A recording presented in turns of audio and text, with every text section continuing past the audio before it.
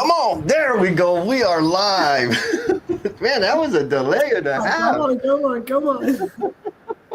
What's going on, Miss Jennifer Lacey? Not much. I mean, it's been a week. I've had some guests and I'm just running around and kids starting to get back to school things. So yes, When does school start again?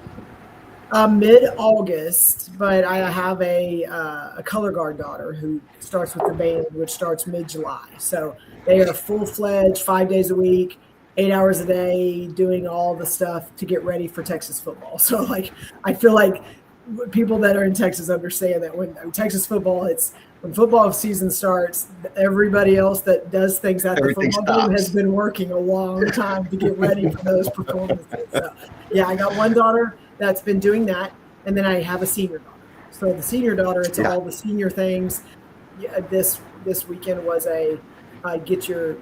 start getting your parking spot ready, because they do now where they sell parking spots to the seniors where they can paint them and decorate them, and then that's their spot the whole school year. So, I mean, good, bad, or indifferent, whoever decides to make money off of a parking spot that people already have to go to school for.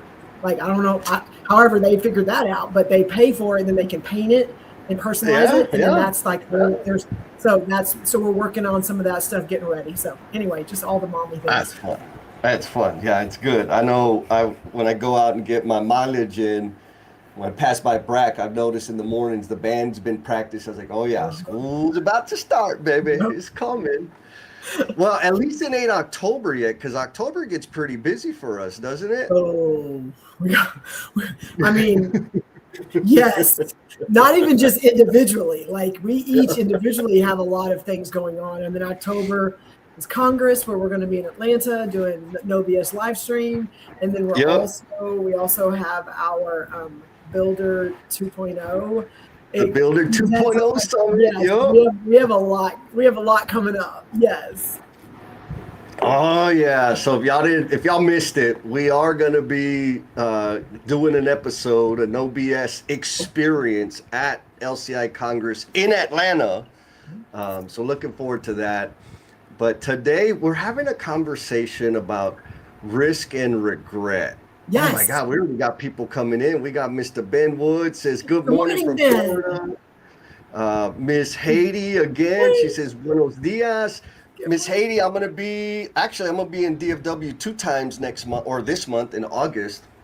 So I'll be harassing. I didn't even know that, Haiti. He's already telling you information. I don't even know. Yeah, I think the 11th and then the 23rd or something like that. I'm in town on the 11th, so that's good. Maybe we can connect. Oh, and then we got Faithful, we'll say the career lurker. He's not a lurker. Mr. Jim Gontorius. What's up, brother? Oh man. Okay, so the name of today's session is why playing it safe is the biggest risk. Jen, I don't understand. I thought you're supposed to be safe so that there is no risk. What? I'm confused.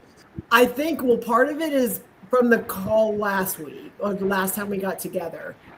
Yep. Some topics started to surface during that conversation. And one of them was the risk you're willing to take versus not taking the risk. And then what do you go, and then you're living with this regret. So it's the scariness of jumping and trying it and seeing what happens, and it could go great or it could go not great, or just going, I'm good. I'm not going to play in that sandbox. And then you're looking back going, hey, what could have happened? So that was the mix of what we were talking about. And you and I were like, okay, risk versus regret. That's a great topic on where people are. And there's not a right or wrong answer.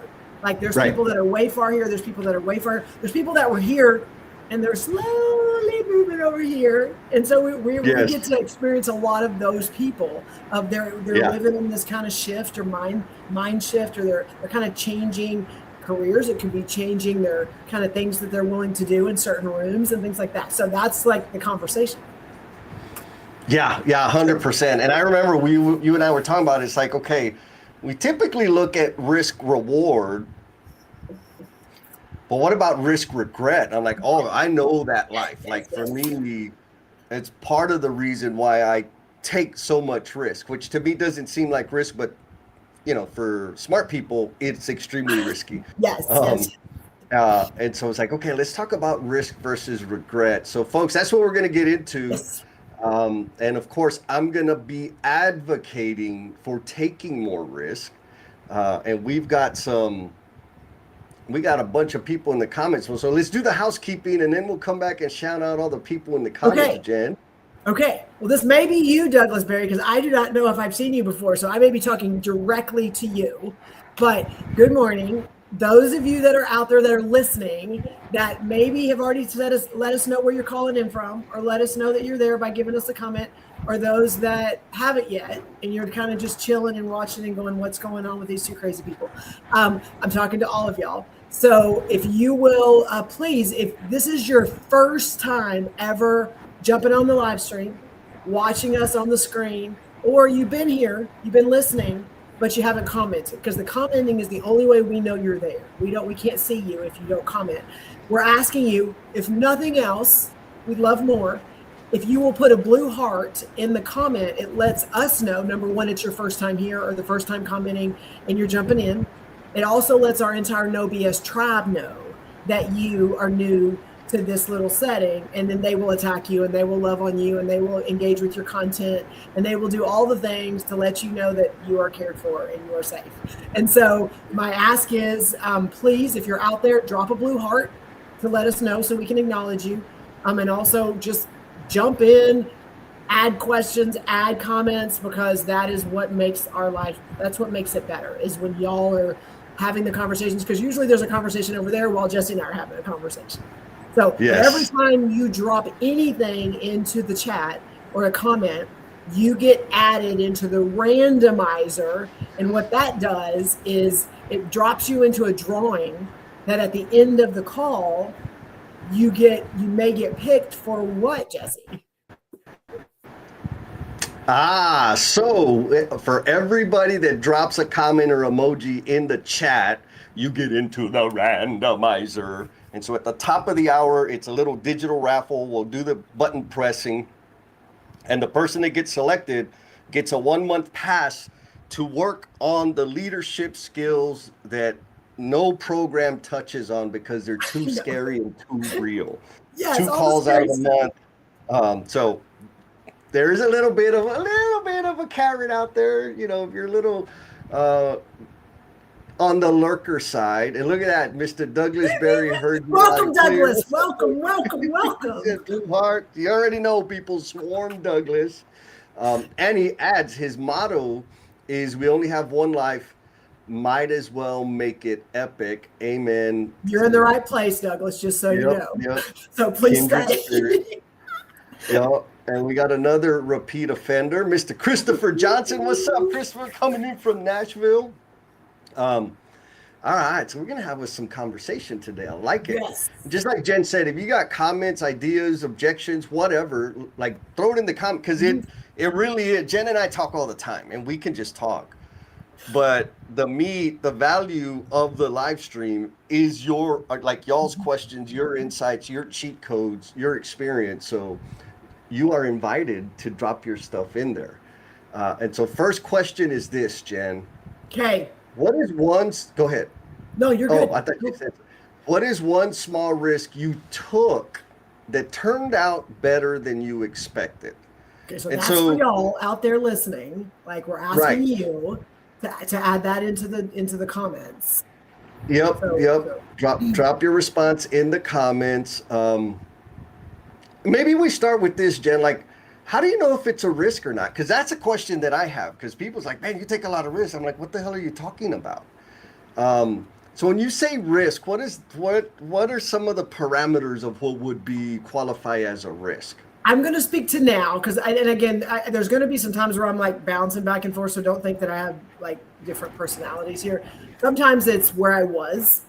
And Jesse knows, because he's been on this journey with me for about 5 or 6 years, where I was and what it looked like, and then what it is now. Because I feel like now they would be defined as a little bit different. But I'm going to say in a very general term, for me, is when there's something I need to do or I'm about to do or I'm grappling with, and there's something inside of me. It's not a hesitation. It's almost like a what could happen. What like my body is involved in it, and that's a crazy definition. But if my body is not reacting into a like breathing, or I'm kind of like I'm sweating something, then in my mind it's not a risk. I don't know if that even makes sense, but for me personally, if my body is a part of whatever it is I'm about to do, I know that like this is a bigger thing. This is not just okay, do I want a milkshake or do I want, a dirty soda? Like I think it's a bigger decision because my body is deciding, like it's physically affecting me. So that's how I decide if something is a risk. Yeah. Okay. So what I'm hearing is you'll sense it, like you'll feel it. I'll feel it. And I know that I was going to start with that, but I know sometimes people are like, okay, what, like, okay, that's a little touchy feely. I understand. But when I physically, somewhere in me is like, I'm about to take a jump, or I'm about to do something that like, I'm not sure what the outcome's going to be. Like I can feel it. Got it. Okay. I think I can understand that, right? And I think maybe it's a signal, right? It's a signal of like, which I don't normally have. I rarely have. Correct. Like, for me, it's like, yeah, let's do that. It'll be fun. And, well, what if all these things are like, oh, those are good points. Okay, let's look out for that. It doesn't stop me. It's just, okay, let's plug in some other things here to mitigate what about you? I guess. So for me, when I think about risk, and this is really going to be way out there for a lot of people, I believe we are 100% taking risk all the time. I believe, and I recognize within myself, for a long time, there were decisions that the only thing that kept me from making the decision was the amount of money it was going to cost me. I never evaluated how much time and energy and focus the thing would cost me. And so when I look at, a long time ago, I would not spend money because there was no guaranteed ROI, right? Like, what if the product doesn't deliver, doesn't perform the way I want it to? Never mind, I'll save the money. But I would spend tons of energy and focus on people, on things, never thinking twice about whether it's going to produce anything meaningful for me. Right? How meaningful were all those bar tabs? Well, if I could remember, Jen, I would tell you, but I don't really remember. But so exactly right. Like there was a time when I was starting the business, or decided to start the business, I got a coach, and the price that she quoted me was a big number. And I'm like, man, that's a lot. Like, what if it don't work? What if? And then I was like, well, wait a minute. I've paid 10 times that for for one of my DUIs. And that was out of jail. Right. All that did was keep me out of jail. And so I made the spend, and it was awesome. Like, I think there's maybe a point here that in a lot of cases, the money I spend on things, the product or service was not worth the spend.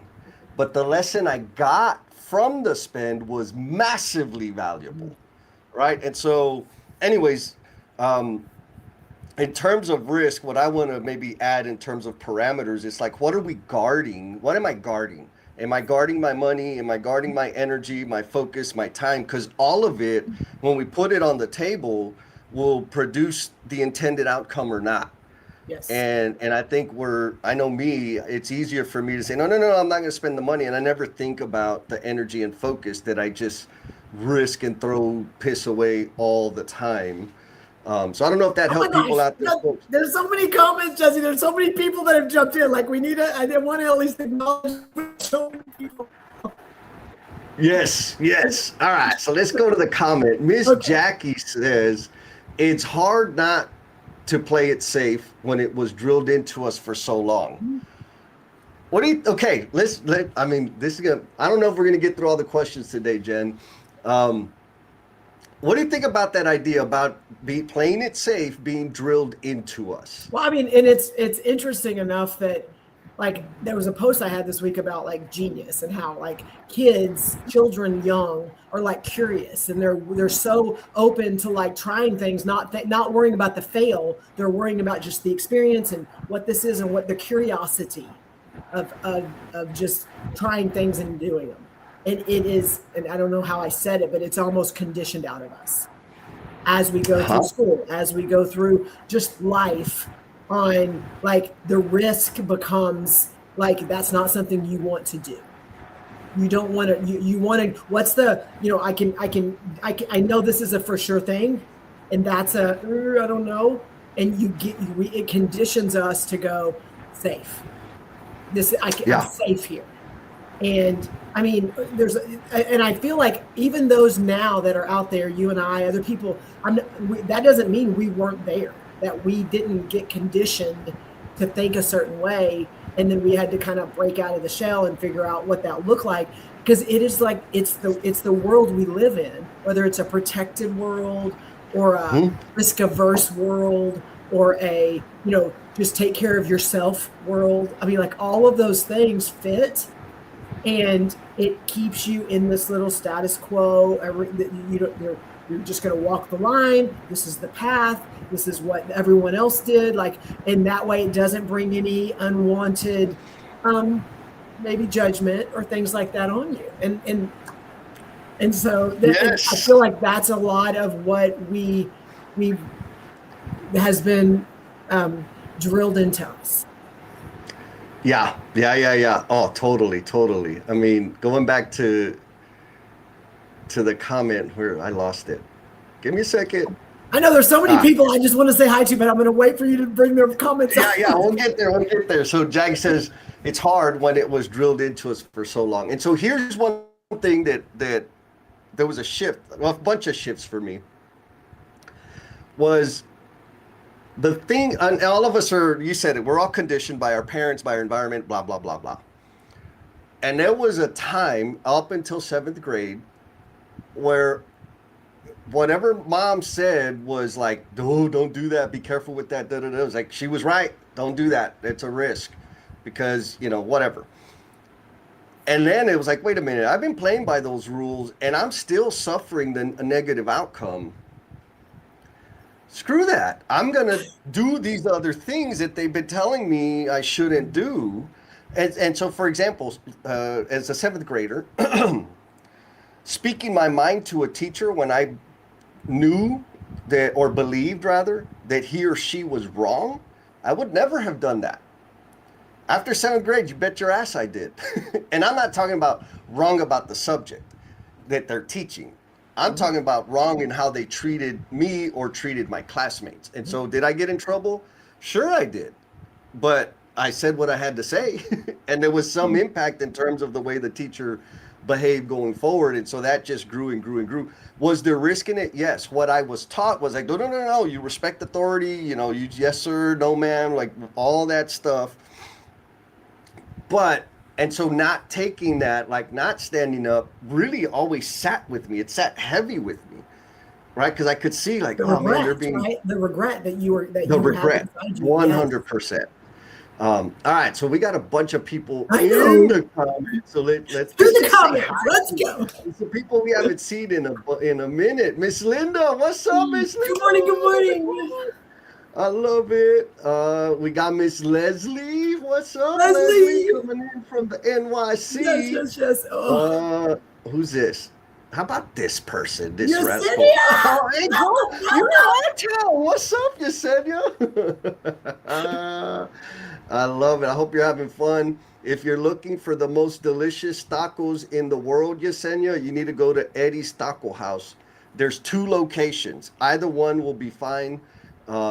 And I'm just going to tell you, the tortillas are freaking addicting. And we got a comment coming in from YouTube land.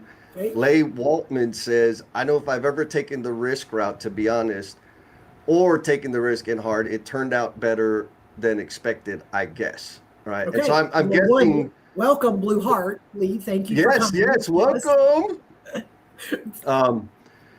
Sometimes it doesn't work out, right? Sometimes it kind of blows up. And here's my rationalization, or the way I square it, right, in terms of the way I function and operate, is, well, at least I know. Right? Like if I take the risk and it doesn't work out the way I want it to, or it blows up in my face, I know now what worked and what didn't work. Whereas when I don't take the risk, I'm always wondering, which maybe is like the baby brother of regret, right? I don't know. I didn't try it, so I don't know if it works or not. Which is a little different than regretting not taking the action. Oof. What do you think about that, Jen? Oh, well, Jesse, I love that. And where my brain went is where on the spectrum, and where are the things? One, thank you, Douglas. We are so happy you are here. We hope you continue to come back. It's where is the I told you so? And I want to go. Ooh. So I want to dig into this a little bit. I feel like that we don't make decisions because we don't want the I told you so. It keeps us from making decisions. There's also the ones where, because we know we're right and we know that what someone should do, that when they don't do it, I told you so. And so it's like when you're self-reflecting, is the I told you so something that like makes you go, oh, like I need to be careful not to do that? Or is the I told you so absolutely, and here's what I learned, and absolutely, and here's what I'm adjusting? So I feel like how you feel about I told you so, receiving it, but also, are you the person that gets people to go, oh, I don't want to do that again? And as a parent, that is absolutely, you have to be super careful on trying to make your point, that then they go, I'm not trying that again. So that's my thought. Well, Jen, okay, here's what's coming through for me. Is maybe some people, it is possible that they're justifying playing it safe, because the ROI is not guaranteed, or Correct. It's less likely to occur. When the truth is, it's not a matter of ROI that they're avoiding. It's the judgment of other people. It's the looking silly or feeling dumb for making a decision that didn't work out like in its ideal state. Yeah. I don't give you two. I think yes. I think when we look back, when I've made a decision to like not make the spend or focus effort and energy on a thing, the times now that I say no, it's because I'm constrained. I don't have the money, or I don't have the focus and energy to give it. It's not a question of what if it doesn't work. I just don't have the bandwidth or the volume of resources to allocate to the thing. So I'm just not going to do it. When I think back, way back, it really was a question of like, I mean, hell, here's an example. Remember the Chewy videos? I've heard that Chewy is going to be making a comeback this month. Oh my gosh. Y'all make sure y'all pay attention and follow Jesse, WS, follow all the things. Because if you're new, which we do have a lot of new people, and you haven't experienced Chewy, then you're going to be in for a treat. Yep. Oh, look, we got a question from YouTube land asking, what's the topic here? We're talking about risk and regret. And the question right now is, what is one small risk you took that turned out better than expected? So thank you for that question from your girl Corey. Your girl Corey. Got it. Man, that twisted me up. Anyways, the Chewy videos, that's like the last time I can think where I'm like, like there was no money or like, right? I had already recorded the video. I already did the thing. Right before I hit post, I was like, what if, right? What if people think I'm stupid? What if people, get the stereotypical, all the things that like, oh yeah, we were expecting this, blah, blah, blah, blah, blah. Yeah.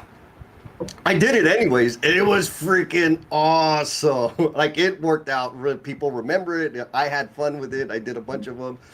Um, Mr. Jim says, I live for the Chewy moments. Yes, sir. He's coming. He's making a comeback.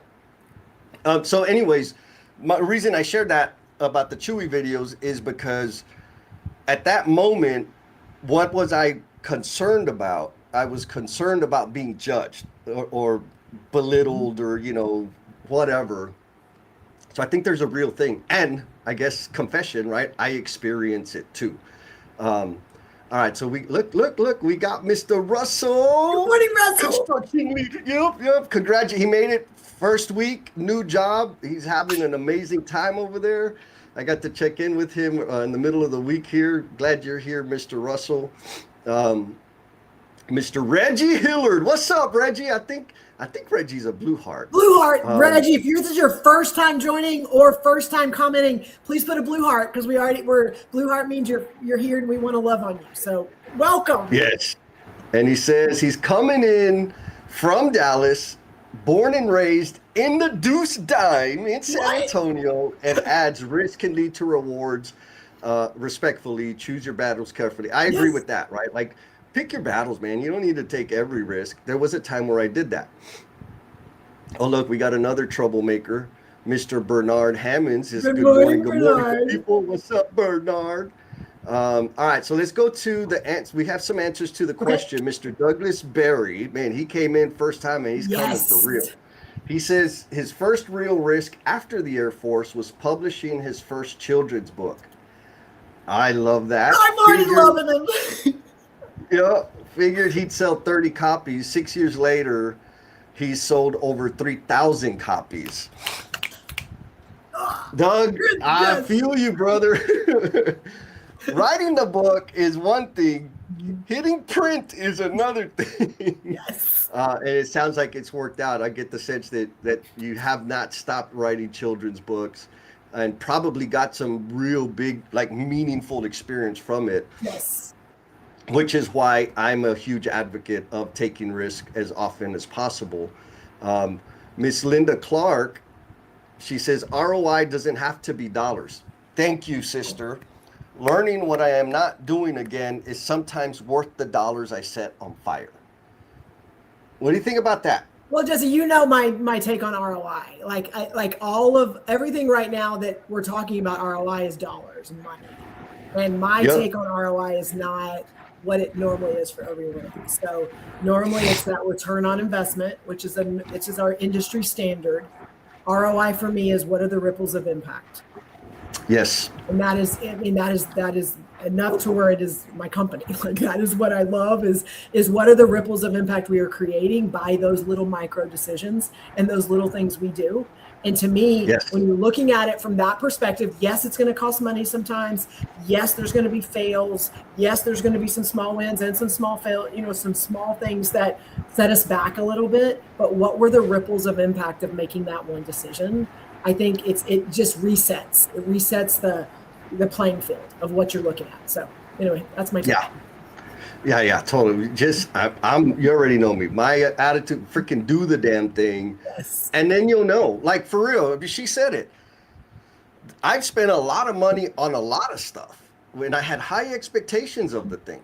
And then after I did it, I knew I'm not going to do that again. Yes. Like now I know it, like there's certain, I'll give a little example.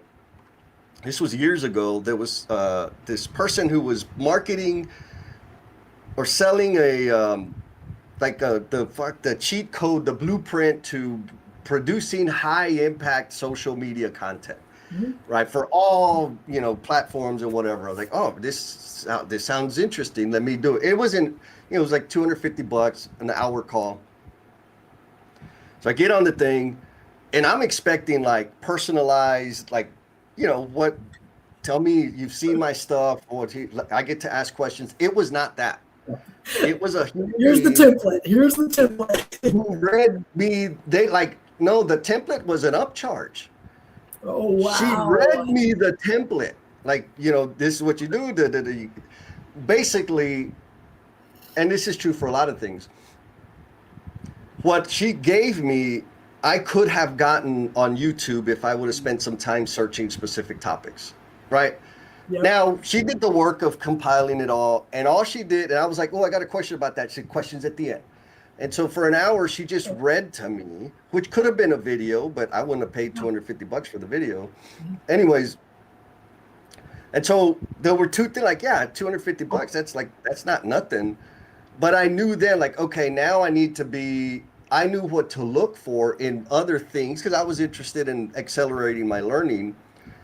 And the indicators of like, oh, this is going to be one of those things, that type of delivery, so I could avoid it. And that was, it only cost me $250. I could have bought on the different $10,000 course that I've spent bigger dollars on different things that were very much being talked at. Like, okay, I know that's not what I want and what I need. So I'm either going to have to spend more money or just find somebody that's doing it in the like that speaks more to me. And so the 250 felt like a loss in the moment, but big picture, again, the money I spent on the product or service was not worth that. But the lesson I got from the spend was extremely valuable, way more than the $250. So I have one more question. I have a question to ask if this also was a takeaway, because I feel like I'm learning this. You've learned it way faster because you scale things faster than I do. Is there a learning moment in something like that also of what people are willing to spend money for? Oh God, yeah. I mean, yes. There's another example I have. I mean, maybe not that one specifically, but when I was deciding, when it was like pretty clear to me, like, oh shit, I got to start my own business.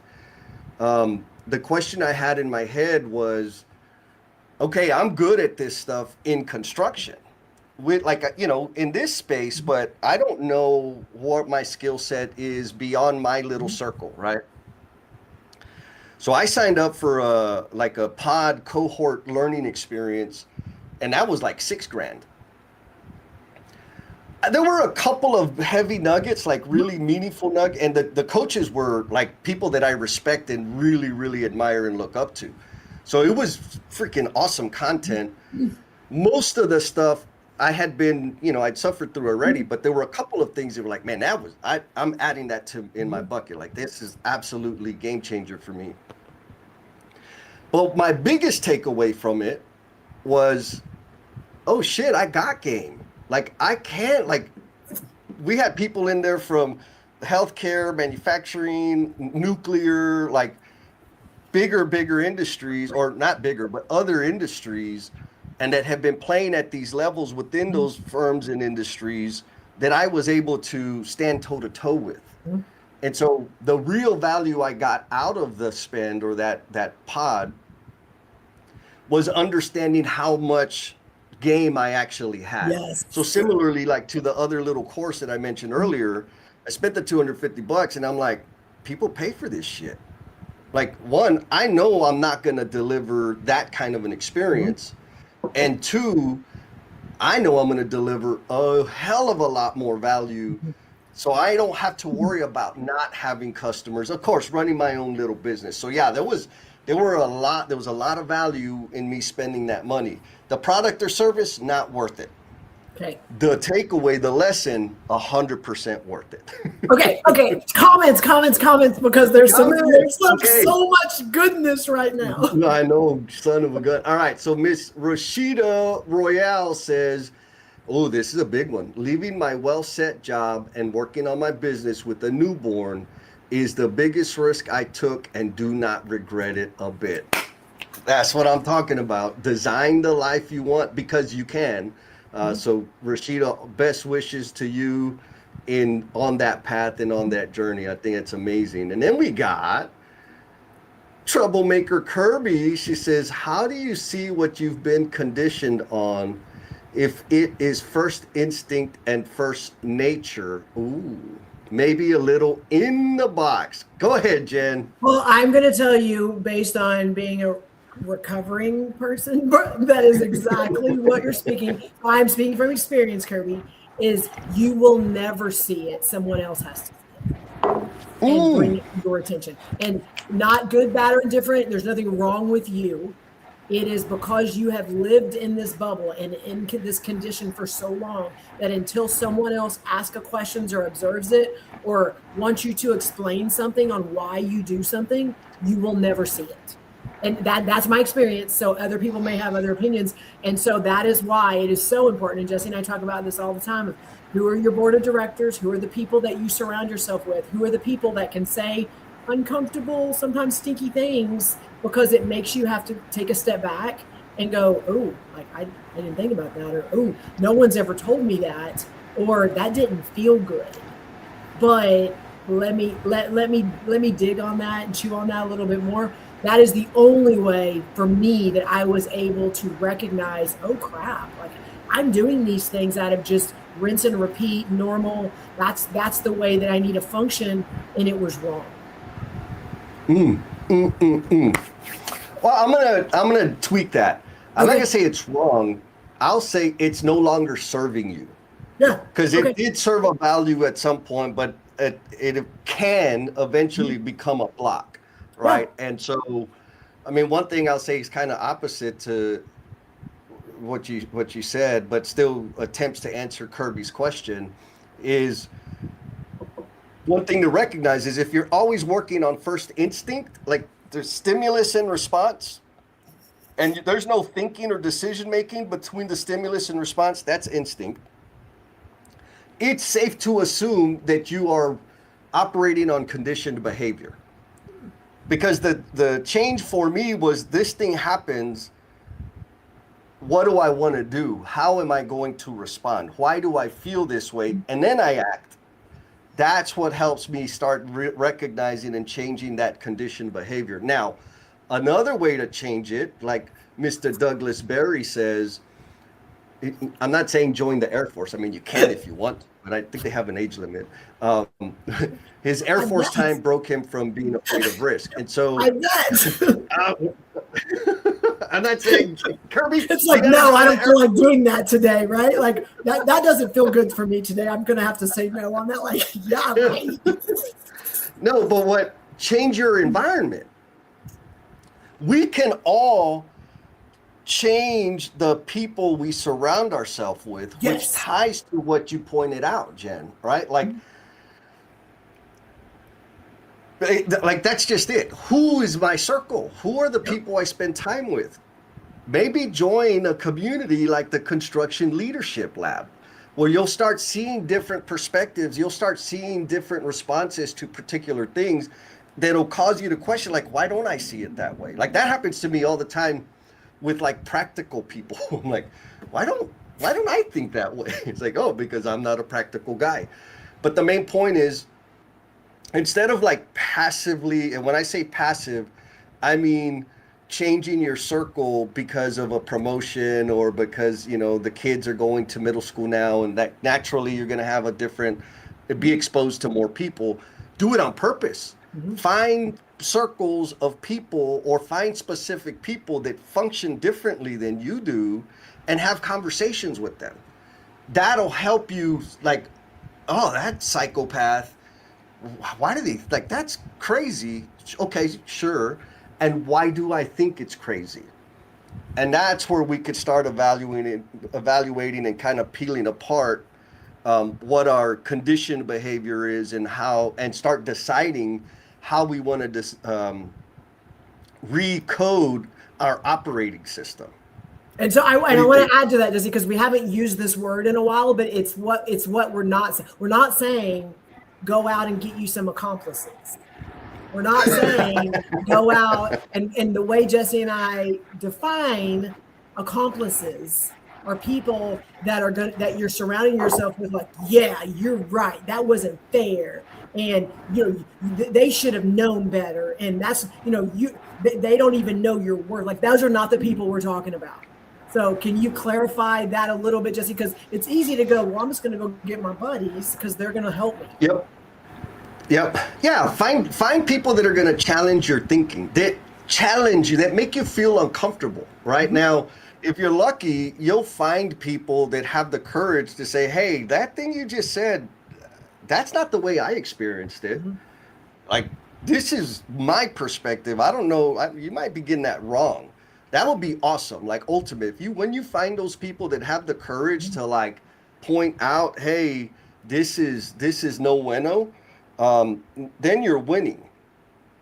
But don't go find the people that are gonna sit there and commiserate with you. You're right. He sucks, and if he don't like you, if he can't take you at your worst, he don't deserve you at your best. Like, that's bullshit. You ain't gonna make no progress with that, man. That's an accomplice. Or just take it to the professional space. All the people that like to piss and moan about the culture and the bosses and all the things, but never take action on anything. It feels good to, point the finger and blame, but that don't make nothing happen. So find the action takers, the people that are operating differently, that are taking action, that are prepared to take action on the things they complain about. Maybe that's one, behavior. They're willing to take some risk. I'm just going to say they don't have to go and try to blow things up, but they're willing to take risk on this could be. And this is how I explain it to people when I'm talking about it. Are they willing to have the uncomfortable conversation? I mean, 100%. I was telling you, I've had this conversation with my 15-year-old twice in the last week of a friend that right now there's like, we're not talking to each other and I don't like it, but it's because she did this thing. And today she came in and no one came up and talked to her and she started crying and she got upset. And well, because she did this thing. And I'm like, okay. And so I asked her, I'm like, what's the issue? It's this because she did this thing. Have you talked to her about it? Well, no. Well, how do you think she's feeling? Well, probably this way. And do you like when you see her hurting? No. Well, then who needs to have the conversation? Well, somebody does. Okay. Who's going to have the conversation? It's not going to feel good because she probably had some faults in it as well. The next day, I pick her up. She's smiling. I'm like, what's wrong? Me and Kaylee are okay. Sorry, I didn't mean to say the name. Me and Kaylee are okay because, and I'm like, well, what happened? And she said, well, I went up there and I went up and talked to her and we talked about the things and I apologized for the things I did and now we're good. And so it was that plus another situation where I'm like, sometimes you have to have the uncomfortable conversation. Yes. This discomfort thing keeps coming up, right? I think since we're struggling with it's hard to define risk because it's different for everybody, right? We all have different tolerances and all of that. So maybe it's another indicator of when it makes you feel uncomfortable, take the risk. Take the freaking risk. Leslie offers some other insight here, right? Like reignite our childhood curiosity, right? And I love it when people, and I don't get it as much as I used to, but people are like, man, you act like you're a kid. I'm like, what do you mean? Like you just do it, like you don't even care. I'm like, yeah, like. And so it's just that, right? Like when you watch kids, they'll climb on anything and they'll put anything in their mouth. And I'm not saying to do that, but they just want to experience it. And then they'll find out like, oh, dirt doesn't taste good. Don't do that again. So yeah, the childhood curiosity is massive. Man, we got a lot of freaking comments. All right, Maria. Hello, Maria. I got to hang out with Maria this week. She's on her way home. So I told she's like, oh, I'm going to listen to you on the way home. Yeah. Well, and so why do we want to take the risk? Well, Mr. Douglas says it. The children's smile, right? He took the risk to publish the children's books. The children smiles when they see my logo. The photos I get of them pretending to read their stuffed toys. They're only little for a little while. Oh, I love that. Only little for a little while. Let them enjoy it, right? So the return, again, we're talking about like human stuff here, right? Not businessy stuff. Yes, like, it's not like I made this much money and this is my profit and this is my balance statement and this is all all the things that we already know are going to happen anyway. Exactly. Those are kindergarten metrics.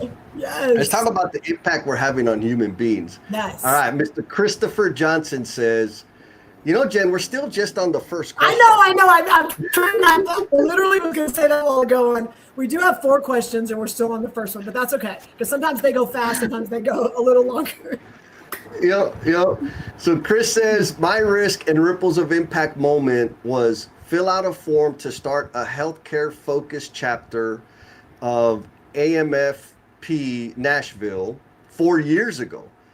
Now we are over 160 plus chapter members putting on monthly programs, networking engagements, and have amassed over 1,000 followers.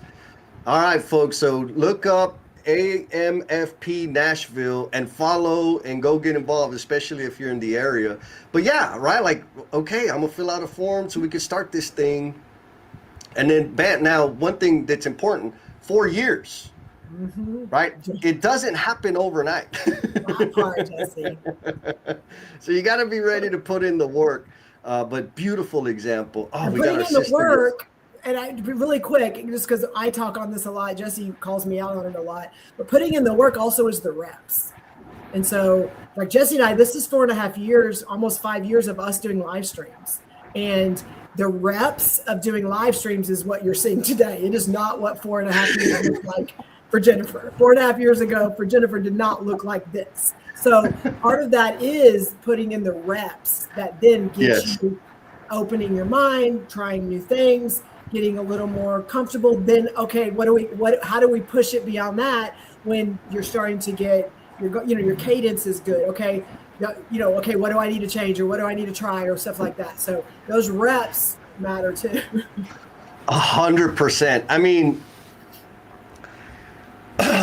here's the formula I use that helps me continue moving forward and like not lose things, because sometimes it's lonely. Like you're not getting a response. You set up a thing and 3 freaking people show up. Like that's not awesome. Yep. But I have to do the thing, because the answers that I'm looking for that keep me from doing the thing, I'll never know them until I do the thing. So I'm not going to know it ahead of time. The answers that I'm looking for, that we are looking for, that keep us from taking the risk, taking the step, are on the other side of action. Right? And so it's like, I don't need to have 1,000 steps mapped out. I just need the next one. Yes. And an idea of what I want it to look like after.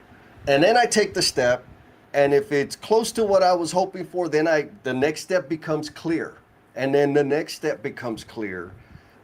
All of the steps are not clear. There are some maps out there that you can use and say, okay, well, that's a good tactic. That's a good tactic. These are the tactics I'm going to try. But you still don't know if they're going to work based on you and your people and da-da-da-da-da. So you got to take the risk. You got to. The answers you're seeking are on the other side of action. There's so much, Jesse. Like, I can't even put this into words, but like 5 years ago this month, Jesse, I just want to make sure we're clear. 5 years ago this month, Jesse and I decided we were going to do a set of 6 live streams on some topics around lean and love, not even lean and love, around love letters, 5S love letters. Like it was just this idea, and we're going to do 6 live streams because we thought the topic was interesting and we thought it would be good to share it and socialize it 5 years ago. And then we did it for about 2.5 months. And we were like, you know what, this checked the box for us. This did what we hoped it would do.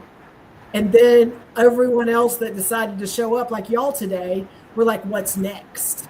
And Jesse and I were like, well, that was what was planned. And that was what we accomplished. And we had to sit and go, okay, what is the need? What are we serving? What are we trying to do? And it became bigger than what we wanted to do, or what we planned to do. And then we launched No BS, and then we also wrote a book, and we did all the things that I'm going to tell you. When we started that live stream 5 years ago in August, it was like, let's get through 6 live streams. Yes, 100%. Yeah, and again, signal after signal. You just got to do it, put it out there, see how the world responds. Yes. Totally worth it. Super, super fulfilling. And Miss Yesenia says, The first small risk I recall taking was when I was in the 5th grade. Ooh, I like this. I was asked to join the TAG program, which required me to take a test and receive recommendations. Through this program, I learned about college and became the first in my family to attend. I'm a first-generation Mexican-American. That's what I'm talking. So, again, another beautiful example of like taking a small risk long time ago, set a path that was outside of the norm from her personal experience. If she didn't take the risk, guess what? It would have been a different outcome. And then we got Maria Martin brings us a good point here. She says, oh, nope, not that one, this one. You can intentionally set on a journey of looking at your conditioned patterns. I agree it's awareness, but it's not limited to someone else giving me awareness. I can choose self-reflection and growth. 100%. Yeah, 100%. I mean, I can point things out to people, but if they don't introspect about it, it don't make a shit. Like it don't have no effect. And that's kind of, speaking about the risk, right? I had an idea about the love letters that I got. And I said, well, it may fall flat. Nobody, like me calling you to say, hey girl, I got an idea about this thing. Like there was risk. You could have like, what's this fool trying to hit up on me? And it didn't. So then we did the thing. But what I started, like the fulfillment I get from these live streams since we started them, Jen, is the introspection it causes in people. I love that when people say, man, y'all said this thing and I started looking at this and I made a decision based on like, that's the ultimate for me. That doesn't happen. Like everybody that watches this doesn't introspect, right? You always have the people, I will say the majority, the lurkers out there that I'll never know if we impacted them or not. And I know there's some, they're like, this is really good. And there's this list of people that really need this. And they never look at themselves. So I agree with you, Maria. It's totally, it doesn't have to be a team sport. You could do it all by yourself. Because see, two things. One is I'm gonna say this to everyone listening right now. There's probably going to be a part 2 to this conversation, just because we only got to one question. But at some point, I want to answer the question for the audience. So I know we got other stuff going on, but I'm just like, anyway, this making my heart so happy right now. And it could make for a super deep freaking after party. Yes, So yes. Put it Those out there. of you that don't know. Yeah. I'll drop the link here. Doug, you're new. We got a few blue hearts out there. We have an after party after this. I'll put the link in the chat here in about 15 minutes or so, where it's a call on Google Meets, and you don't have to have your camera on. I'm not going to have my camera on. But we can all have some dialogue about your takeaways and all the other good stuff. So, and yes, I agree, part 2. So we got 6 minutes before we do the randomizer. There's a few more comments I'm going to go through, and then I'll pop a question up. Okay. So Jim says, a lot of people have been pushing me to bring back a pretty successful event that I used to facilitate. Been on the ledge of jumping back into it. I should shut down that 10-4. Oh. And so, Jim, I'm just going to say it, like, it's happening, right? You've put it out into the world. Yep. I've been a part of, been able to experience that thing. It is, do it. Like, yep. Rather, how can I contribute to your path? And now there's other people out there in the omniverse that know about it. So it is very likely going to be coming back to life. So yes, please shut that down and just do the damn thing. Yesenia says, I'm curious to know how many live streams have been done so far. You can go back, right, Jesse? You can go back to, I think, but you can't go back. They're a little separate because No BS. You can go back and look at all of our live streams on No BS.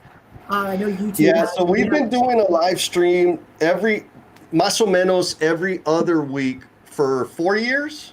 4.5. 4.5. So that's like 117 live streams, right? If you divide 52 Those of you that are new, you can go back in all the previous live streams of all the topics. You can binge it if you want. Yeah, I think. Oh, actually, I know the exact number, Yesenia. The exact quantity of live streams we have done is chingos. That's how many chingos of live streams. Lots and lots of them. Man, that's a lot. I never even thought about that. All right, so it's close to randomizer time. Question number 2 is. Wait, just can we go back? I just want to answer it. Yes. The first question. Oh, yeah. Go. So, if you'll just pull it. So, what is one small risk you took that turned out better than expected? So, those of you that don't know this, 23 years ago, this month, 23 years ago, I was coming out of teaching and coaching, and I was looking for what's next because it was like, what is that next thing for me? And for whatever reason, the opportunity and the people and the alignment all happened. And I somehow stumbled into this construction industry 23 years ago that was like no background, nothing that like in my mind, I'm like, oh, I'm qualified for that. I can do that, whatever. It was like, there's this opportunity. Well, let me just put it, let me fax my resume in so that I can see if it's an opportunity that I can take. And somebody took a chance on me 23 years ago, and now they can't get rid of me. So anyway, that was a huge thing for me, shifting, like even as someone younger and not quite in the space that I'm in right now, going, let me try this whole other thing that like I don't even know what it entails. And by making that jump and taking that risk, and other people taking a chance on me, like that is how I've become all the things that I am. So I love that. And again, maybe this is something what seems to be coming up over and over is the small risk that you take compounds in terms of impact and value over time. All right. And so call to action, y'all. Take a small risk. Small. And it'll grow. It is very likely to grow based on the things that we've heard so far. Yes. I love hearing that. All right, so here's the next question for people to chew on and respond to while we do the randomizer. So here's the question. What part of yourself have you toned down to make other people more comfortable? Right. And I get, like, again, this is kind of tied back to the conditioning thing and like the curiosity thing or courage or whatever. But a lot of times I'll say it this way. I've given this example before. I like wearing tank tops, AKA wife beaters, under my shirts because it reminds me of my uncles. They used to dress a certain way, but they always had it's a maybe a heritage thing for me, right? And then I was in a meeting and somebody pointed out that everybody was wearing t-shirts under their button-up shirts, not tank tops, and that I was one of those. And this was a long time ago, and it stuck with me. And so I started wearing t-shirts, right? Because it made them feel comfortable. I didn't really like it. It always bugged me because it was kind of a way of me bowing down and surrendering. And then finally, I'm like, you know what? I wonder, part of this is just in my head, but I don't give a shit if they have a problem with me, if I don't look as professional and executive as I should because I'm wearing a tank top under my shirt to a business function and not a t-shirt. They're just going to have to freaking deal with it. And like, for real, it may have just been one ignorant son of a bitch that made that comment and thought that way. But wearing the t-shirt caused me to feel smaller. And when I said, screw you, I'm going to wear the tank tops the way I like to wear my tank tops, I felt more. And it was an important thing for me. It's small and kind of silly, but that's my example of like toning myself down for other people's comfort, and then finally saying, you know what, piss on that. This is what Like if it's against policy, let me know. But if it ain't, tough shit. What do you think? Is that too weak of an example, Jen? No, not at all. And I think it's funny that as you're talking, Maria puts a comment that literally, I believe there's a huge difference in being intentionally kind and shrinking yourself. Yes. So like Yes. it exactly what you're like being intentionally on, I'm not going to cause a ruckus. I'm going to I'm going to be intentional on how I'm going to do this versus let me just change because it's going to be accommodating to everyone else. Yes. Yes. Yes. Yes. Agreed. Agreed. All right. So folks, drop your answer in the comments and we are gonna do the randomizer. I got to do some button pushing back here. Share screen. I always forget to set this up beforehand, but too bad. Here we are. All right, randomizer time. Let's see who gets selected. And we got a lot of options. I know. I'm so excited. Oh, who's it gonna be? Winner. We may have to do it. We may have to redo it, Jesse, because I'm not sure that's a person. Okay, yeah. Let's redo it because well, but let's say this. Unity, whatever that says, photography. Find me on LinkedIn, DM me. I'll get you the calendar invite because there's no way for me to like DM them on the YouTube. But we're doing another drawing. Come on. Let's see who it is. Let's see who it is. Ah, Yesenia. All right, Yesenia, keep an eye out for a calendar invite. Congratulations. And you're here in San Antonio. Go get some delicious tacos. All right, let's go back to it. And the other YouTube person, like I said, let's figure out how to connect. I don't know how to do DMs on YouTube yet. I don't think it has that functionality, but we'll get you taken care of as well. And Yesenia, come on, sister. We'll be hanging out. Okay. Now, I'm going to throw this question back up, Jen. If you can do some wrangling around it, the idea, so I can go and put the link to the after party in the chat. Okay.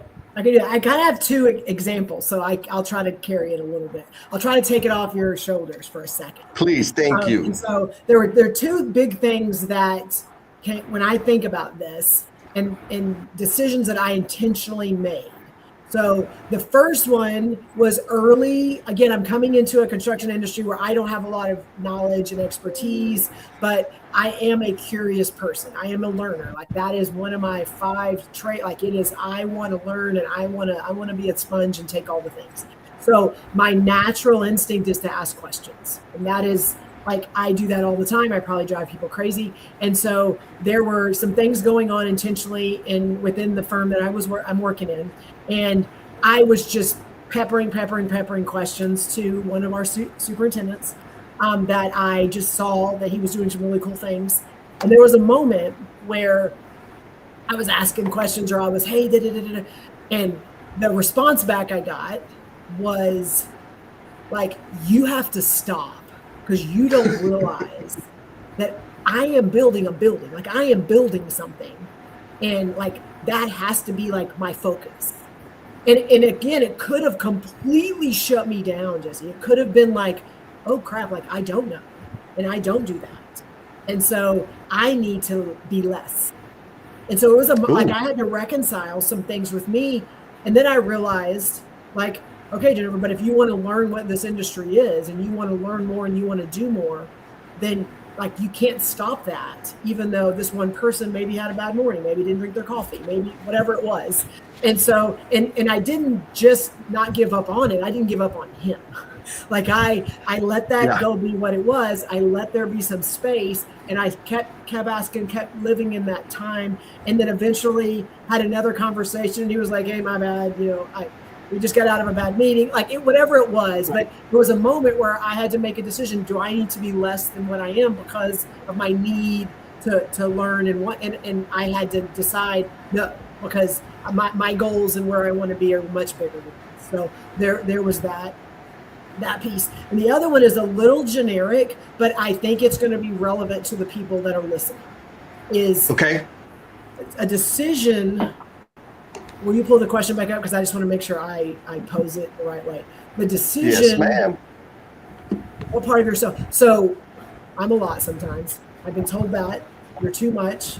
You're a little bit, just there's a lot of things that I've been given as labels because of how I show up and what I do when I walk in rooms.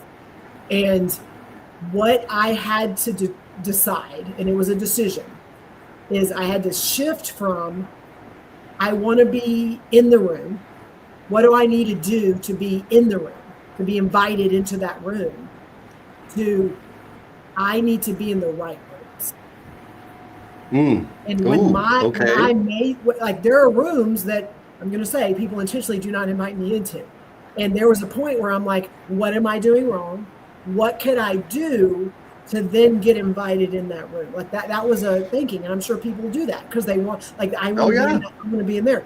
And I think when I shifted to, there's a reason that I'm not invited into those rooms. And so if I did get the invite, it's probably not going to fulfill what it needs to fulfill in me. So then when I started focusing on what rooms, can I go in and lead?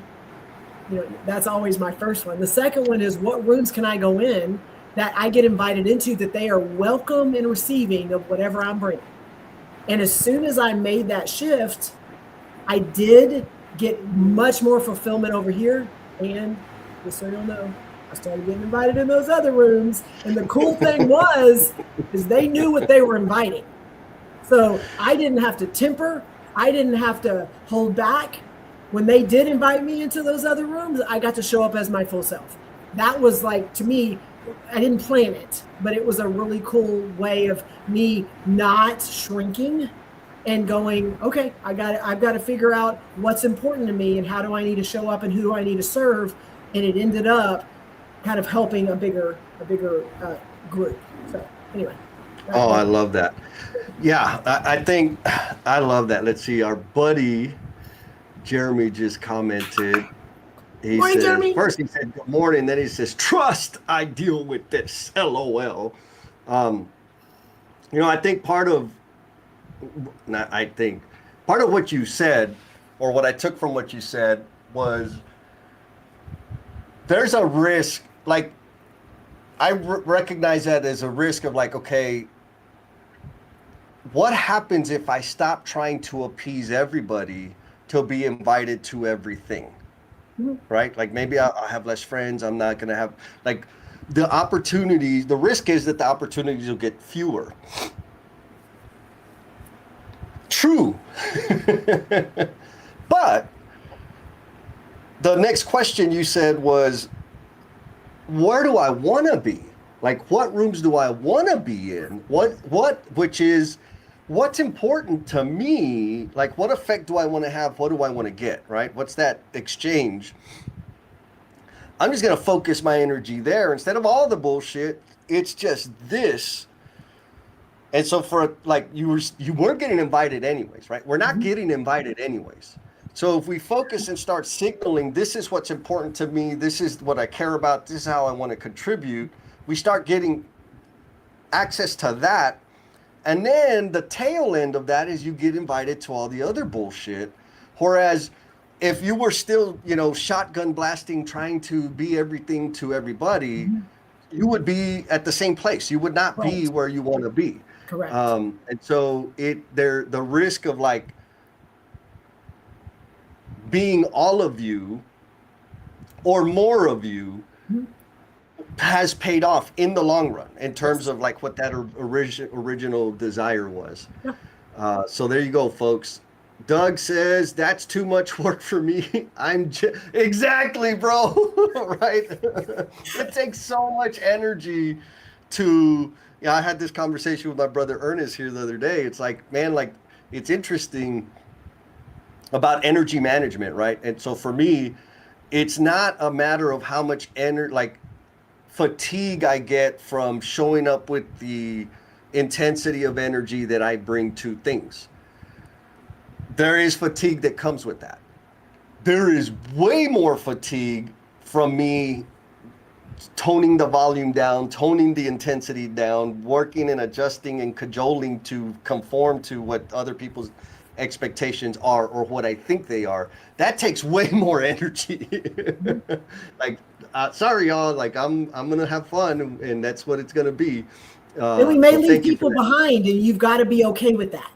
Like, yeah, for sure. Like you are not everybody's cup of tea.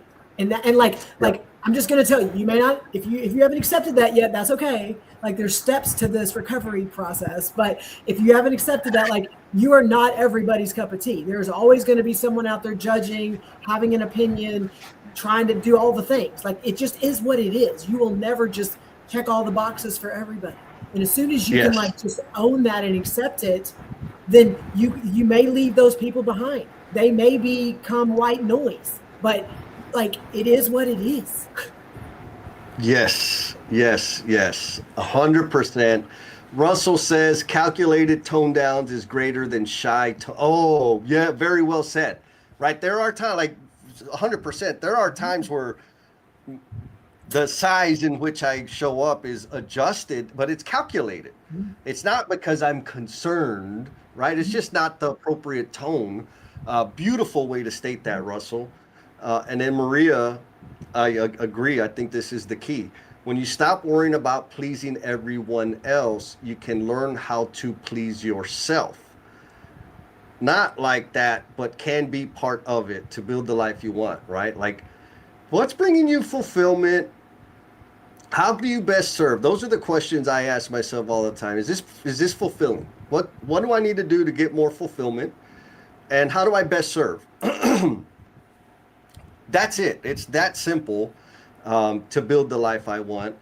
And all right, so we got 3 minutes, folks. I want to draw your attention to the after party. I put the links out there in the chats. If you can't find them in there, go to No BS with Jen and Jess on LinkedIn. The link is there. We have an event there too. Again, like I said, it is a Google Meet. You're not going to see my face. You don't have to show your face. We just want to have a conversation on maybe continue the conversation if that's helpful to you. And it's less of us talking. It's less of us talking, and it's giving you a voice, and we're there, but it's literally you've gotten to listen to us for an hour and 15 minutes. And so the goal is now people can share their thoughts and ideas and have conversations with each other.